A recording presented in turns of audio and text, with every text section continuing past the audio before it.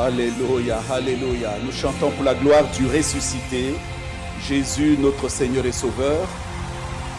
Bonjour à tous, et nous sommes très heureux de nous retrouver encore cet après-midi pour ces temps d'enseignement, et nous croyons que vous êtes là, installés avec toute votre famille ou seul devant la parole et devant votre petit écran pour suivre tout ce que nous allons partager ensemble. En tout cas, merci pour toutes choses. Avant que nous puissions commencer par des temps de louange et adoration, je voudrais que tous ensemble, nous puissions nous incliner dans la prière et que le Saint-Esprit conduise toutes choses. Je voudrais que là où tu te trouves en ce moment, que nous prions pour commencer. Nous allons fermer nos yeux. Quelle que soit la position que tu as adoptée, tu peux rester debout, assis, à genoux. Et peu importe la position, nous allons prier. Père, merci pour la grâce. Merci pour ce temps que tu disposes devant nous. Nous sommes à toi, Seigneur. Seigneur, c'est toi qui nous conduis de jour en jour. Tu nous conduis pas à pas. Et à tout instant, nous nous soumettons à ta volonté. Et ce soir encore, nous nous soumettons à ta volonté. Prions, Saint-Esprit, que tout ce que nous allons dire, partager ensemble, soit pour la gloire de ton Saint-Nom, la seule gloire de ton Saint-Nom, Seigneur. Inspire-nous et que ton nom soit élevé, glorifié, sanctifié. Je prie aussi, Saint-Esprit, que tu visites chaque personne dans les maisons, là où il se trouve maintenant, que ta main de puissance, que ta main de bénédiction se saisisse de chaque personne, nous renouvelle encore au travers de cette parole. Seigneur, ce soir, nos cœurs sont ouverts. Ce soir, Seigneur, nos yeux sont tournés vers toi, Jésus. Merci de nous parler, merci de nous corriger, merci de mettre un feu dans nos cœurs. Merci pour cette espérance que tu as mis en nous. À toi soit la gloire, la louange, la puissance et l'honneur. Dans le nom de Jésus, nous avons ainsi prié. Amen. Je voudrais que nous puissions ouvrir nos Bibles maintenant dans le livre de Luc au chapitre 17. Luc chapitre 17. Et nous lirons à partir du verset 26 jusqu'au verset 30. Si tu es avec moi, je vais lire verset 26. Ce qui arriva du temps de Noé arrivera de même au jour du Fils de l'homme. Verset 27.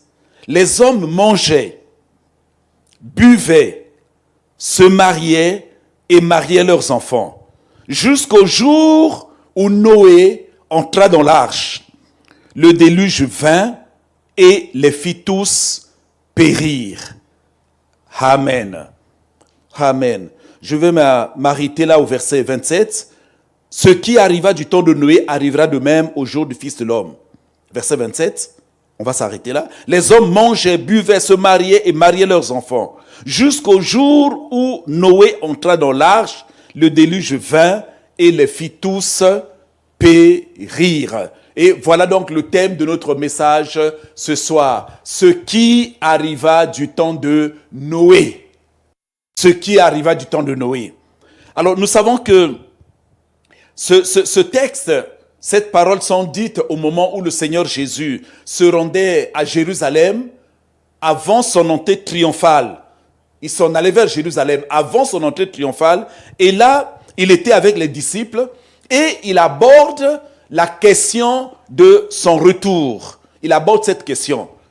Et c'était nécessaire, c'était utile que Jésus leur parle de son retour. Ils avaient besoin de cet enseignement. De la même manière que nous aujourd'hui, plus que jamais, nous avons besoin de comprendre que Jésus revient. Nous devons savoir qu'il revient. De toute façon, les Écritures sont là et nous le disent. Donc Jésus enseignait ses disciples et leur parlait de son retour, abordait la question de son retour. Dans Jean chapitre 14, au verset 2 à 3, écoutez ce que le Seigneur a dit à propos de son retour. Il y a plusieurs demeures dans la maison de mon Père. Si cela n'était pas, je vous l'aurais dit. Je vais vous préparer une place, et lorsque je m'en serai allé, et que je vous aurai préparé une place, je reviendrai. C'est souhaitable que tu puisses souligner cela. Je reviendrai. Donc Jésus dit qu'il reviendra. Et je vous prendrai avec moi, afin que là où je suis, vous y soyez aussi. Alléluia. Voilà ce que les Écritures disent. Jean chapitre 14, versets 2 à 3. Il dit, Jésus lui-même a déclaré, il dit, je reviendrai. Donc après sa mort et sa résurrection, et 14 jours passés avec ses disciples, Jésus est retourné au ciel. Il est mort, ressuscité, et 14 jours après, Jésus est ressuscité, et Jésus fut élevé au ciel. Et là, il y a deux hommes vêtus de blanc, deux hommes, les anges qui étaient là, ont déclaré aux disciples, pendant l'ascension de Jésus, ils ont dit ceci, « Hommes galiléens, pourquoi vous arrêtez-vous à regarder au ciel? Ce Jésus qui a été enlevé au ciel du milieu de vous, reviendra. » Il faut bien souligner, reviendra. Ce sont les anges qui étaient là, qui ont assisté à l'ascension de Jésus. Il dit, Jésus reviendra de la même manière que vous l'avez vu aller au ciel. Et il n'y a pas que ces paroles-là, il y a aussi dans les épîtres, les Écritures nous rappellent aussi le retour de Jésus. Paul dit ceci aux Hébreux. Paul dit, dans Hébreux chapitre 10, verset 9, 27, il dit encore un peu de temps. Encore un peu de temps. Écoutez ce que Paul dit aux Hébreux. Encore un peu de temps. Un peu de temps. Celui qui doit venir, c'est qui? C'est Christ. Il dit, celui qui doit venir viendra. Alléluia. Et il ne tardera pas. Et dans Apocalypse, Jean aussi, l'apôtre Jean reçoit la révélation de son retour. Lui-même, il dit, et voici, il reçoit la révélation de Jésus qui dit, et voici, je viens bientôt. Apocalypse chapitre 22, verset 27. C'est le Seigneur qui donne cette révélation-là à Jean. Il dit, et voici, je viens bientôt. C'est le Seigneur qui parle. Et au verset 12 de Apocalypse 22, il dit, voici, je viens bientôt. Et ma rétribution est avec moi pour rendre à chacun selon ce qu'est son œuvre. Verset 20, celui qui atteste ces choses dit, oui, je viens bientôt. Oui, je viens bientôt. Donc, et l'Église aspire, l'Église soupire derrière le retour du Seigneur. Nous sommes là à l'attente du retour du Seigneur. Nous savons, nous croyons qu'il reviendra. L'Église aspire, l'Église soupire. Alors, et maintenant elle dit, vous allez voir à la fin du verset, et elle répondait et dit, Amen, viens Seigneur Jésus. Viens Seigneur Jésus. Frères et sœurs, nous savons que celui en qui nous avons cru reviendra. La Bible dit que tout œil le verra. Nous sommes là sur la terre en ce moment, attendant le retour du Seigneur. Et nous savons qu'il peut venir à tout moment. Nous ne connaissons ni l'heure, ni le jour. Cela est réservé simplement à Dieu le Père. Mais nous sommes là, en tant qu'enfants de Dieu. Là où je suis, je sais qu'il peut venir à tout moment. Moi, je m'attends seulement à son retour. Vous savez, les événements sont en train de se précipiter. Et nous collaborons avec le Saint-Esprit. Et toute l'Église doit accélérer le retour du Seigneur. Parce que nous soupirons, nous aspirons qu'il revienne faire justice. Qu'il revienne prendre ses élus. Ceux qui ont souffert pour lui, ceux qui ont mis leur foi en lui, ceux qui ont travaillé avec lui, ceux qui ont travaillé pour lui.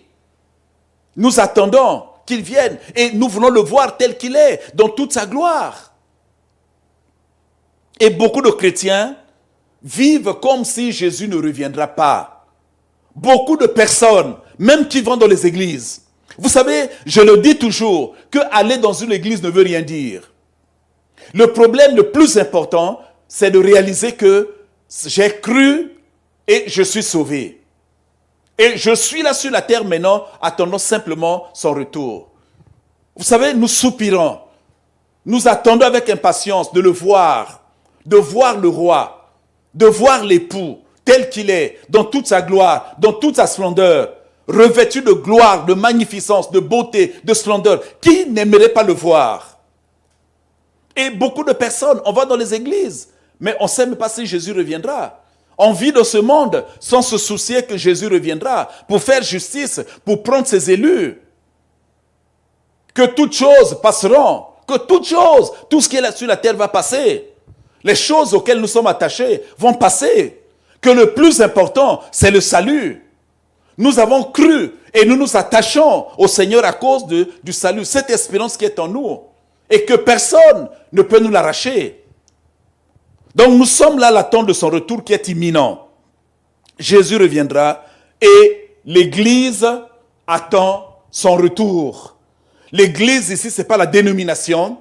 L'Église ici, ce sont l'Église invisible. C'est les chrétiens de partout qui sont dans le monde entier et qui attendent son retour. L'Église attend. Cette Église-là, c'est l'épouse. Christ, c'est l'époux qui viendra chercher son Église.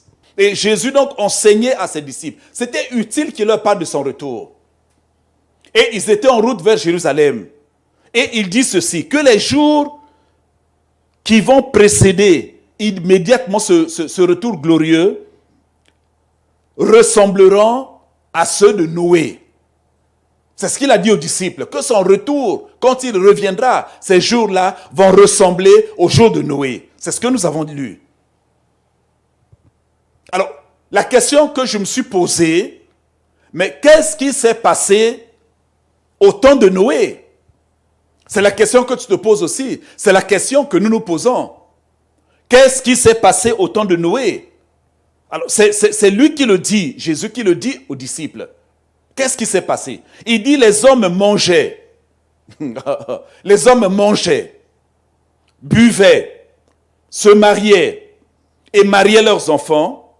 Je rajoute, moi je rajoute. Achetaient, vendaient, plantaient, bâtissaient. Ça, c'est moi qui les ai ajoutés. Jusqu'au jour où Noé entra dans l'arche. Le déluge vint et les fit tous périr. Le déluge est arrivé. Le déluge, c'était le jugement de Dieu. Et le jugement de Dieu avait frappé le peuple au temps de Noé. Alors, je voulais te dire ce soir que ces choses-là, manger, boire, se marier, mais ces choses ne sont pas mauvaises en elles-mêmes. Elles ne sont pas mauvaises. Ce sont des activités normales, ce sont des activités légitimes. C'est normal de manger, le corps en a besoin. C'est normal de boire de l'eau. Pour ceux qui prennent de l'alcool, pour eux c'est normal. C'est normal de se marier parce qu'on doit se reproduire. C'est légitime. Ce sont des activités légitimes. Mais le malheur, écoute bien, le malheur c'est que les hommes ne vivaient au temps de Noé, et je crois que même c'est la même chose aujourd'hui. Les hommes ne vivaient que pour ces choses-là. Mangeant, buvant, dansant, réjouissant-nous. Le malheur est là. Les gens ne vivaient que pour ces choses et ils n'avaient plus le temps de penser à Dieu et le temps de le servir. Frères et sœurs, je voulais te poser la question de savoir, est-ce que ces choses-là ont changé?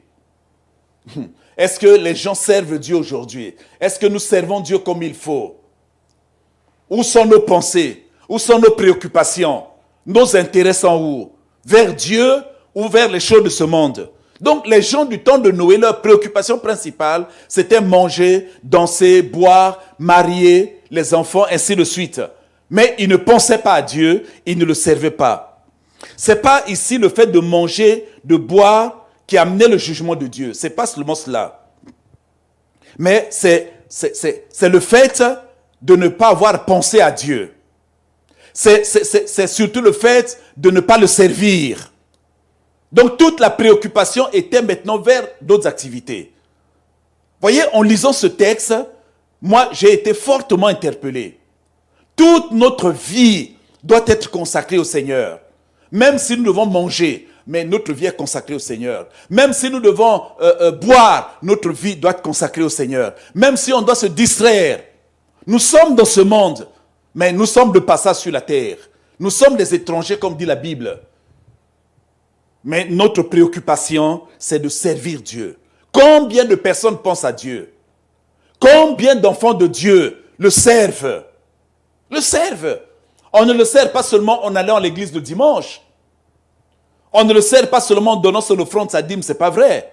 On le sert en étant consacré, en étant préoccupé. Voyez-vous? C'est ma vie. Servir Dieu, c'est devenu un style de vie. Être chrétien, c'est un style de vie maintenant pour nous. Nous ne pouvons plus nous passer de lui. Donc voilà, pour ce peuple, le temps de Noé, le jugement est arrivé.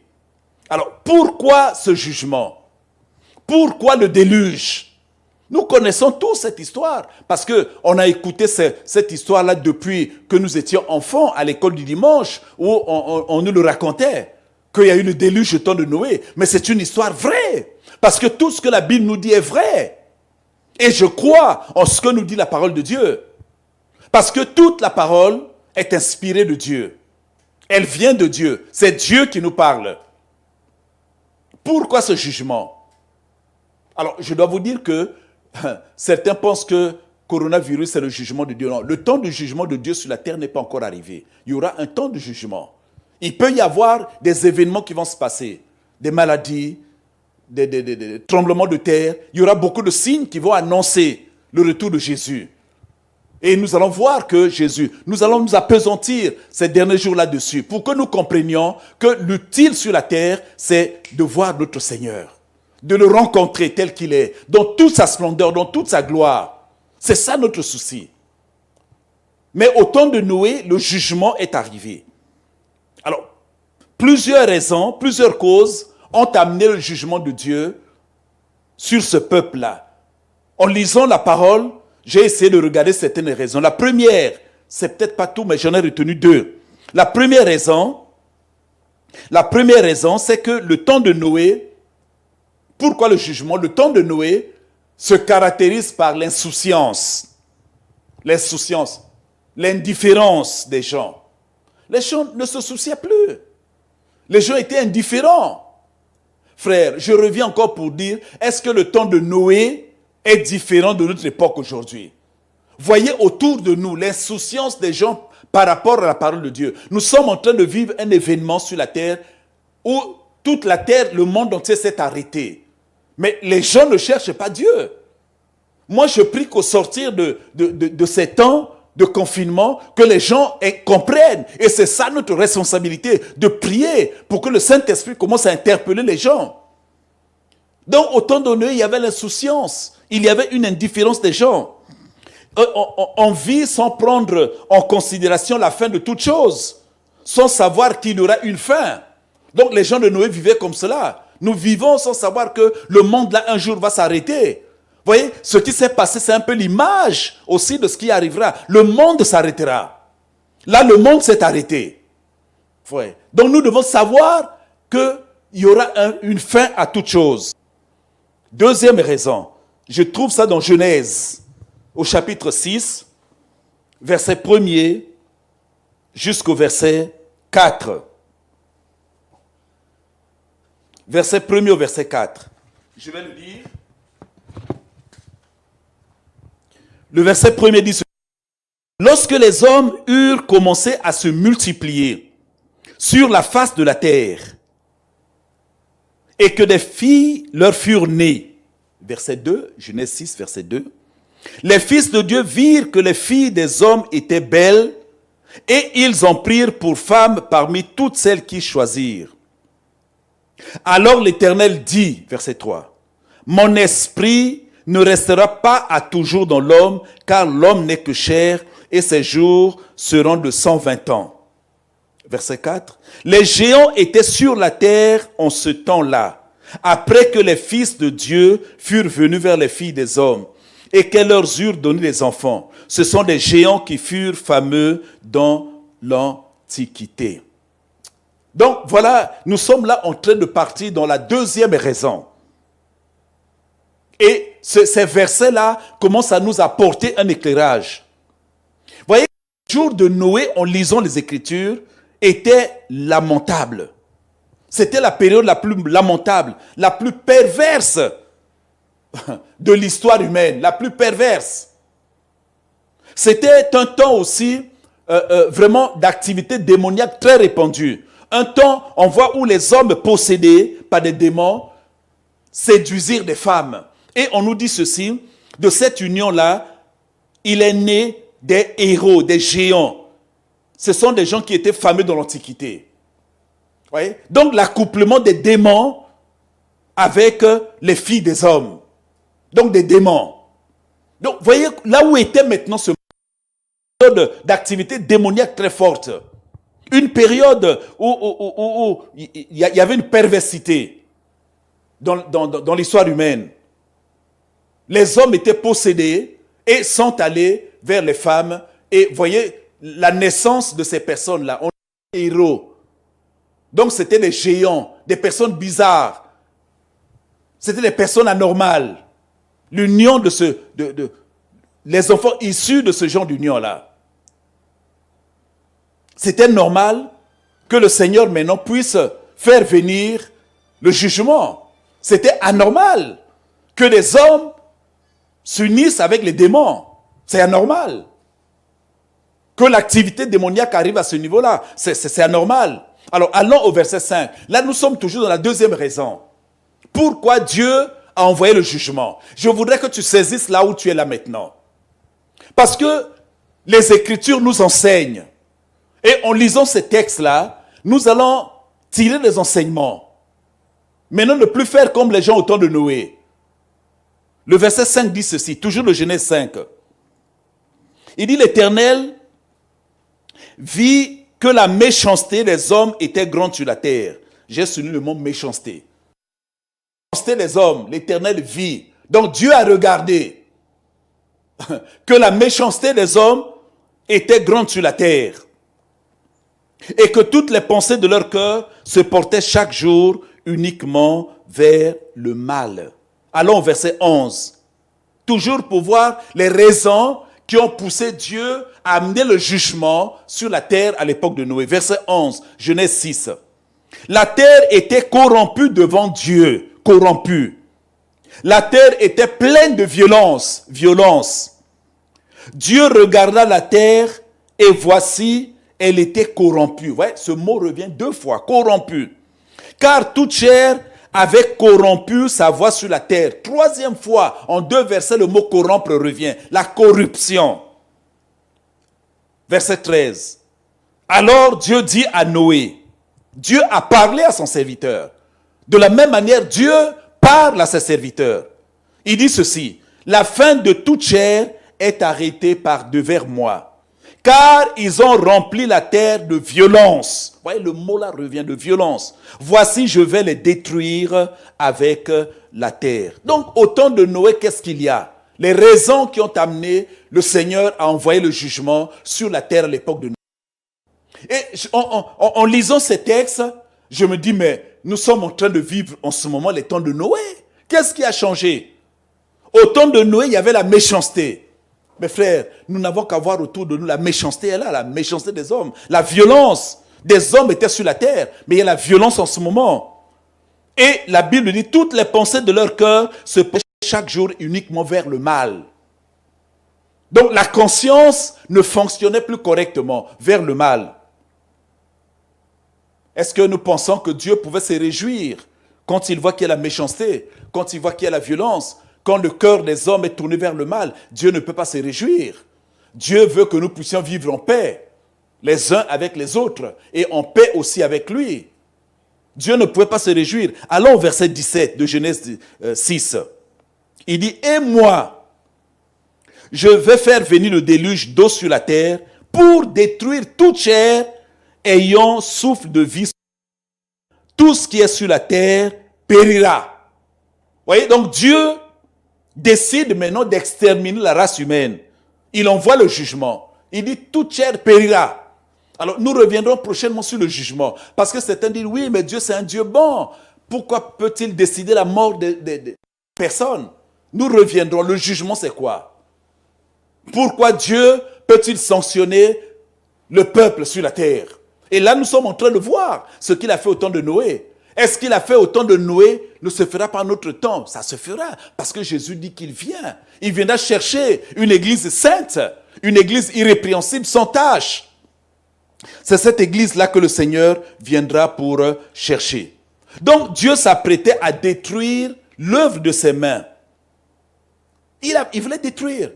Mais ce qui est bien, c'est que Noé va obtenir la faveur de l'Éternel. Au verset 8, il est dit, Genèse 6, verset 8, malgré tout cela, avec tout ce qu'il y avait, on nous dit que, verset 8, Genèse 6, il dit, mais Noé, oh, moi j'aime bien ce verset-là, trouva grâce aux yeux de Dieu.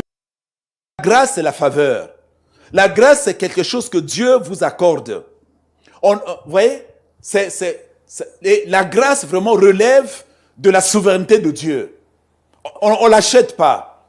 Le monde était méchant. Le monde était violent. Le monde était corrompu. Le monde, l'activité démoniaque était très forte. Le monde, dans tous les sens, avait rejeté Dieu. Mais dans cette génération-là, oh, alléluia, Dieu a trouvé un homme. Dieu cherche un homme toujours. Mais il a trouvé Noé. Il dit, Noé trouva grâce aux yeux de l'Éternel. Donc, il avait la faveur de Dieu sur lui. Je prie le Seigneur que la faveur de Dieu soit sur toi maintenant. C'est que même si le monde va dans un sens, que tu puisses garder ton intégrité, que tu puisses garder ta foi, que tu puisses garder ton espérance, que tu puisses garder la vie éternelle. Il dit, Noé trouva grâce aux yeux de l'Éternel. Mais pourquoi Dieu l'a épargné ainsi que sa famille? Vous voyez, Noé a trouvé grâce. Maintenant, les enfants de Noé ont bénéficié de la grâce de Noé, de la faveur qui était sur Noé. Pourquoi Dieu a épargné Noé ainsi que sa famille? Alors pourquoi? Verset 9, on peut le lire. On dit, voici la postérité de Noé. Pourquoi? Il dit, Noé était un homme juste. Oh, alléluia. Dieu a besoin des hommes et des femmes justes. Voilà. C'est une très bonne qualité. Pour qu'il ait épargné, à cause de sa justice, il était juste dans un monde corrompu, où tout le monde vivait dans le péché. Nous ne sommes pas obligés de faire comme tout le monde. Dans la maison là où tu es, dans la parcelle, au travail, dans le quartier, il était juste. Noé était un homme juste et intègre dans son temps. Noé marchait avec Dieu. Voilà ce que nous dit le verset 9. Noé marchait avec Dieu. Donc, ce qui le mettait d'ailleurs en contraste avec sa génération impie, la génération corrompue. Il y avait une opposition. Il allait dans le sens du contre-courant. Il n'allait pas dans le même sens que tout le monde. Donc, il est possible, frères et sœurs, de vivre une vie sainte et de marcher avec Dieu tout en étant entouré par le mal de tous côtés. C'est possible. C'est possible. Voyez, aujourd'hui, je voudrais, toi qui me suis maintenant, te rappeler ceci. Même s'il y a le mal, même s'il y a la corruption, la violence, le péché, le désordre sexuel, mais nous devons rester intègres.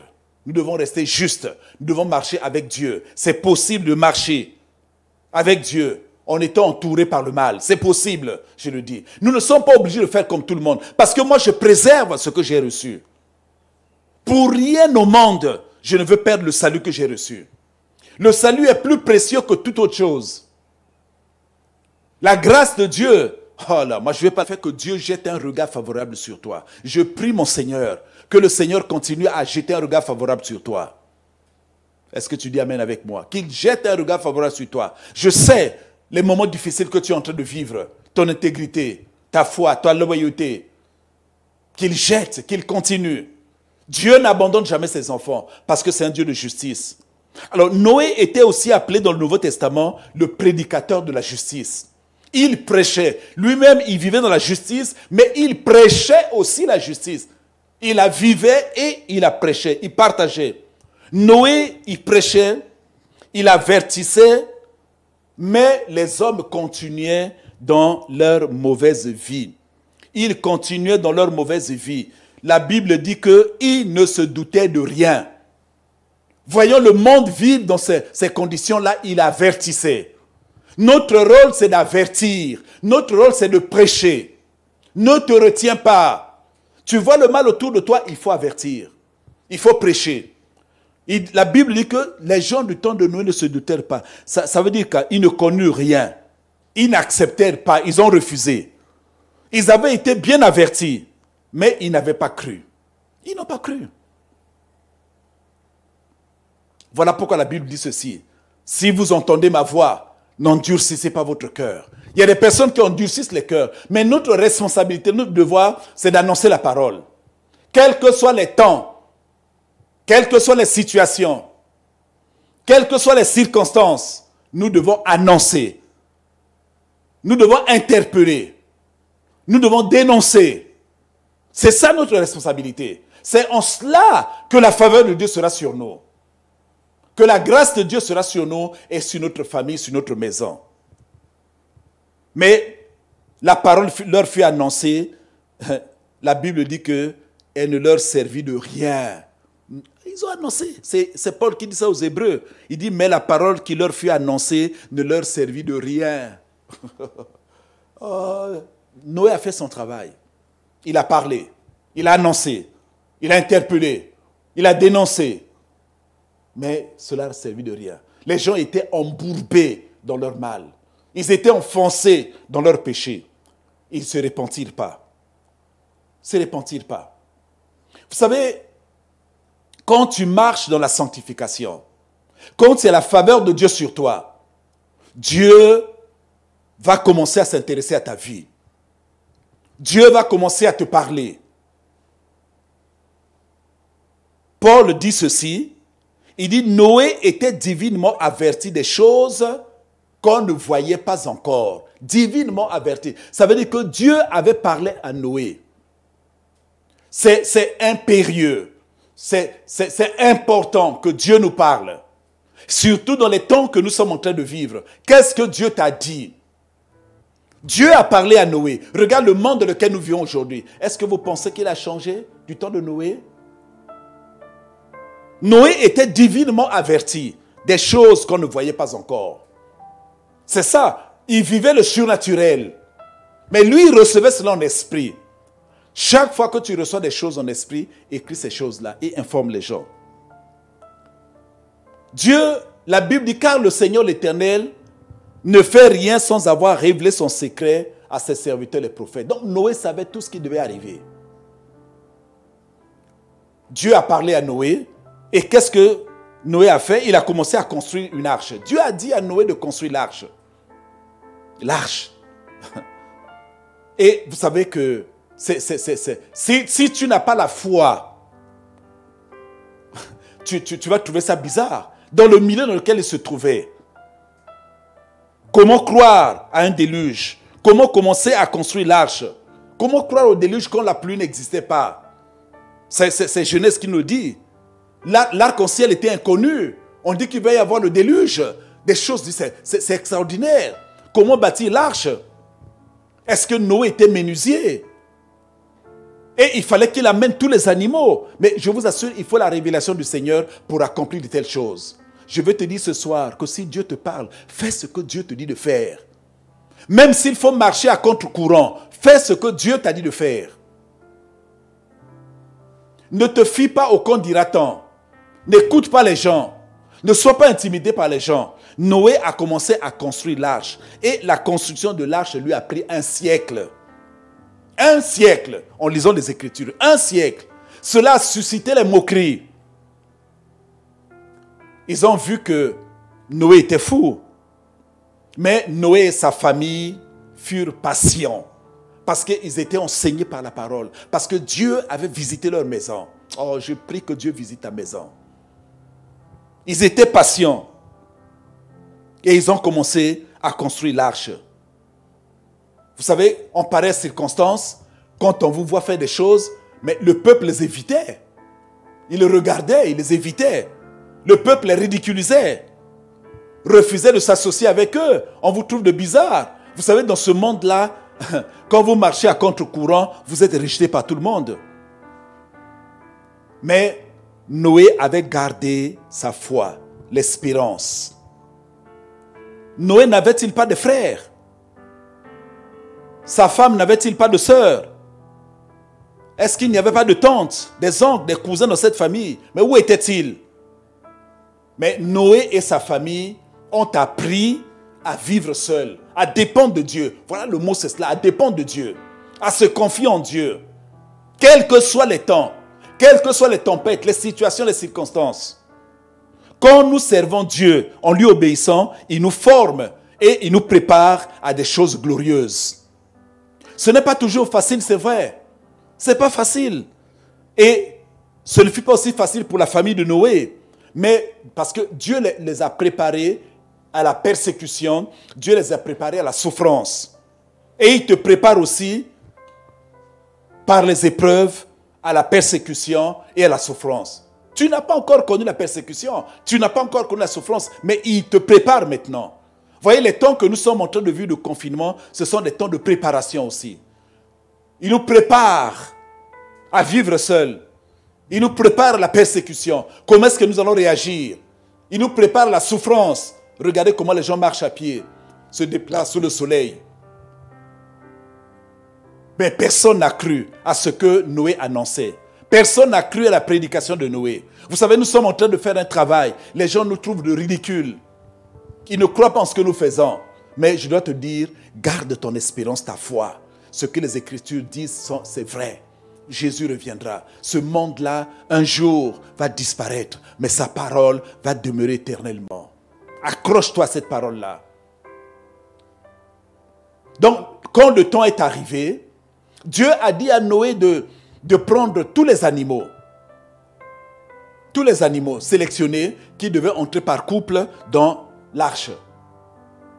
Et le temps est arrivé. Entre le temps où les animaux étaient en train de rentrer dans l'arche, Noé était dans l'arche, le déluge n'était pas là, il s'est passé 7 jours. Même pendant ces 7 jours, le peuple pouvait réagir, mais on se moquait de Noé. Ils arrivent, ils disent, oh, mais toi là, qu'est-ce que tu fais? Mais toi là, qu'est-ce qu'il y a? Mais ce temps-là, ils auraient pu se repentir. Ils ne se repentirent pas. Mais Noé entra dans l'arche avec sa femme, ses 3 fils et leurs enfants. Ils sont rentrés. Et tous les animaux sélectionnés. Et la Bible nous dit, puis l'arche est fermée par Dieu. Parce qu'ils sont entrés. Il fallait que quelqu'un de l'extérieur ferme l'arche. Mais c'était une précaution nécessaire. Parce que quand la pluie a commencé à tomber, à faire déborder les rivières, à envahir les maisons, il y avait des supplications, il y avait des cris d'angoisse. J'imagine, c'est moi qui le dis, que les gens venaient certainement à la porte pour frapper à la porte. Noé ouvre. Mais comme c'est Dieu qui a fermé la porte, Noé ne pouvait pas ouvrir. Avec ses sentiments humains, Noé pouvait ouvrir la porte si c'est lui qui l'avait fermée. Mais Dieu a pris le soin, c'est une précaution nécessaire, lui-même de fermer la porte. Moi, je parie que quand les gens ont vu l'eau monter, certains sont certainement venus frapper. L'Écriture ne nous disent rien, mais moi, j'imagine. Il y a eu des pleurs, des gémissements, des supplications, des angoisses. Trop tard. Noé devait dire à l'intérieur, je ne peux pas ouvrir, parce que cela ne dépend pas de moi, cela dépend de Dieu. Parce que l'heure de la patience de Dieu est finie. Il y a un temps où Dieu dit, c'est fini maintenant. Nous pouvons tout faire, nous amuser, mais il y a un temps où c'est fini. Voyez, je veux aussi, l'épreuve que le monde est en train de vivre, c'est une interpellation. Nous devons être interpellés, sachant que ce qui s'est passé au temps de Noé se passera aussi au retour de Jésus. Jésus revient et nous sommes en train de voir les signes. Les signes sont là. Et la pluie dura 40 jours. 40 jours, il n'a fait que pleuvoir. Les maisons inondées, les belles villas, les voitures, les vêtements, les champs, tout ce qu'ils avaient fait pendant 40 jours. Vous savez, nous sommes en train de vivre les temps de confinement, mais chez Noé, c'était plus lent. Son confinement a été très lent, très lent. Au total, Noé est resté en confinement à partir du moment où la pluie a commencé, jusqu'à ce que la terre fût complètement sèche. Il s'est passé 371 jours. Si vous lisez les Écritures dans Genèse 6 et 7, 8, vous allez comprendre cela. 371 jours. Parce que certains pensent qu'il n'y a que eu 40 jours. Non, ce n'est pas vrai. 40 jours, c'était le moment où il a plu abondamment. Il y a eu la pluie qui s'est abattue. C'était la période de la pluie. Et la période, quand 40 jours les pluies sont terminées, il y a eu la période qu'on appelle des grosses eaux sur la terre. Ça a duré 150 jours maintenant. Donc après 40 jours, on est arrivé à 150 jours. Parce que quand la pluie a cessé, mais il y avait l'inondation. Le temps que l'eau puisse baisser. Donc tout ce temps-là, ça fait 150 jours. Et c'est en ce temps-là maintenant, à 150 jours, au chapitre 8 de Genèse, au verset 1er. Vous voyez, 150 jours dans le bateau. 150 jours de confinement. Vous voyez, nous ne sommes qu'à 2 semaines, tout le monde se plaint. Les gens n'arrivent même pas à supporter. Mais Noé est resté là, une discipline dans un bateau, avec tous les animaux, toutes les bêtes. Dieu lui a donné cette maîtrise, l'autorité, que tous les animaux viennent. C'est là où il a récupéré l'autorité que Dieu avait donnée à l'homme. Mais en confinement, 150 jours. Genèse chapitre 8, verset 1er, on dit Dieu se souvient de Noé. Il se souvient. Dieu n'oublie pas ses enfants. Situation. Dieu ne nous laissera pas dans cette situation de confinement longtemps. Jamais. À jamais. Et d'ailleurs, j'ai fait une parenthèse pour dire que ces temps nous ont beaucoup interpellés, nous ont appris beaucoup de choses. L'arche est sortie de l'eau pour se poser maintenant sur le mont Ararat. Ararat maintenant. Et c'est là où l'arche s'est posée. Donc, il y a eu au total 371 jours du commencement du déluge jusqu'à ce que la terre fût sèche. 371 jours. Et c'est après cela maintenant que Dieu a ouvert la porte et a fait sortir la nouvelle humanité. 371 jours. Alors, je fais fi de tous les détails. Même quand le temps est arrivé, à un moment donné, après les 150 jours, Noé a envoyé le corbeau sur la terre. Le corbeau est allé, mais il n'est pas revenu. Et ensuite, il a attendu. Parce que quand le corbeau est allé, il y a eu un temps. Il n'est pas revenu. Ensuite, il a pris la colombe, qu'il a envoyée aussi. La colombe est arrivée. Il y a eu un temps aussi. Ensuite, la colombe est revenue avec une feuille d'olivier dans la bouche. Et c'est là où Noé a su que les temps étaient arrivés. Pendant ce temps, les eaux baissaient. Donc, tout ce temps-là, tout le temps de confinement a duré 371 jours. Donc, voyez, frères et sœurs, avant de terminer, je voulais simplement dire qu'on peut tirer beaucoup de leçons, beaucoup d'enseignements spirituels. Beaucoup de leçons de cette histoire de Noé. Nous sommes comme au temps de Noé. La violence est là, la corruption est là. L'activité démoniaque est très forte. La perversité est là dans le monde. Les hommes sont insouciants, ne se préoccupent pas de Dieu. Qu'est-ce qu'il y a de différent dans le temps de Noé? Mais Dieu est patient. Il attend son heure. Il veut que chacun d'eux puisse rentrer. Tous ses enfants puissent rentrer. Il est patient. Mais nous savons qu'un jour il reviendra faire justice. Il viendra pour nous prendre. Il viendra pour nous chercher. Et nous voilà que Noé était sauvé par l'arche. L'arche ici, c'est le symbole du salut. Hein? C'est l'arche du salut. La porte de l'arche, c'est un symbole, c'est Jésus. Et le déluge lui-même, c'est le baptême. D'ailleurs, je voulais que nous puissions, avant de terminer, lire dans 1 Pierre chapitre 3. 1 Pierre chapitre 3. À partir du verset 20 jusqu'au verset 21. Écoutez ce que, par rapport au baptême. Donc, Noé était sauvé. L'arche a sauvé Noé et sa famille. Ils étaient sauvés. Ils ont obéi. Si nous obéissons, nous serons sauvés. Écoutez ce que Pierre dit. Il dit, lorsque la patience de Dieu se prolongeait, au jour de Noé, pendant la construction de l'arche, dans laquelle un petit nombre de personnes, c'est-à-dire 8, furent sauvées à travers l'eau. Cette eau était une figure du baptême. Oh là, quel mystère. Donc cette eau-là pour la famille de Noé. Pour le monde, c'était le jugement. Mais pour la famille de Noé, c'était le symbole du baptême. Ils ont été sauvés. Ce que Dieu veut, c'est que chacun de nous soit sauvé, écoute la parole, parvienne à la connaissance de la vérité, la justice, et que chacun de nous soit sauvé. Dieu veut que tout le monde soit sauvé et parvienne à la connaissance de la vérité, de la justice. Dieu ne veut pas que quelqu'un puisse rester sur le bord du chemin. C'est pour cette raison que je voudrais que toi qui m'écoutes en ce moment, peut-être que tu n'as pas encore convaincu du salut, que le Saint-Esprit t'interpelle. Je veux m'arrêter là. Ce qui arriva du temps de Noé Nous avons vu ce qui était arrivé, c'était le jugement de Dieu. Le monde de l'époque a péri. Le monde était insouciant de l'indifférence. Le péché était là, le désordre était là. Mais Dieu a trouvé un homme. Dieu cherche un homme. Il ne cherche pas beaucoup de personnes, un seul homme. Je vais m'arrêter là pour ce soir. On va se retrouver vendredi. Alors vendredi encore, c'est plus intéressant qu'aujourd'hui parce que nous allons voir ce qui s'est passé après le déluge. Ah là là, vous allez savoir cela. Qu'est-ce qu'il y a eu après le déluge? Je voudrais partager cela avec toi. Et après, vendredi, quand nous allons partager cela, nous pourrons prier ensemble. Comment Noé a réagi quand ils sont revenus sur la terre avec l'arche. Comment lui, ses enfants et sa femme ont réagi. Et ça, c'est intéressant. Après des moments de confinement comme cela, comment est-ce que nous allons réagir par la suite? C'est pour cette raison que je voudrais que tu m'écoutes le vendredi. Et que tu appelles les autres. Que tu fasses signe aux autres. Comment sera l'après-confinement? Quel a été l'après-confinement de Noé? Après le jugement.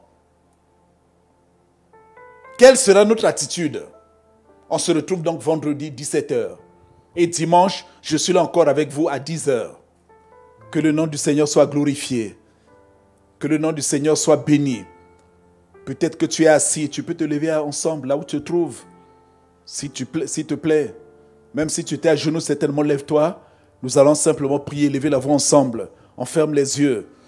Que le Seigneur nous bénisse. Qu'il nous bénisse abondamment. Alléluia. Alléluia. Je termine mon enseignement. Tu es debout avec moi. Tu vas élever la voix. Mets la main sur ton cœur. Vraiment que le Saint-Esprit nous fortifie. Que nous n'abandonnons pas cette espérance-là. Père, merci pour la grâce. Merci pour la vie. Merci pour la bénédiction. Merci pour ta parole. Nous savons, nous croyons que ta parole est puissante, vivante, efficace et vraie. Et nous savons que toute parole sortie de ta bouche ne peut revenir à toi sans avoir accompli ses effets. Seigneur, tu nous as parlé aujourd'hui abondamment au travers de ta parole. Et merci pour toutes choses, Seigneur. Merci pour la grâce. Seigneur, garde-nous fidèles à ta parole. Nous aspirons au salut. Nous soupirons derrière le salut. Seigneur, et nous croyons que tu reviendras pour chercher ton Église. Je prie maintenant pour chaque personne qui m'a suivi, que tu remettes cette espérance dans son cœur. Seigneur, que la vie éternelle soit gravée dans son cœur.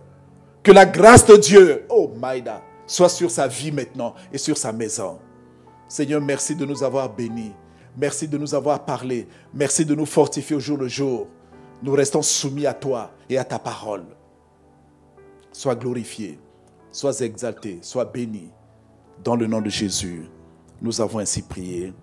Amen. Alléluia, alléluia, alléluia. Amen, amen. Tu peux ouvrir tes yeux ensemble avec moi. Simplement, on se retrouve vendredi à 17h. Nous allons voir l'attitude de Noé après le déluge. Ce sera un peu notre attitude après le confinement. Chaque fois qu'il y a un événement, une épreuve, une difficulté dans la vie, comment est-ce que tu réagis après cela?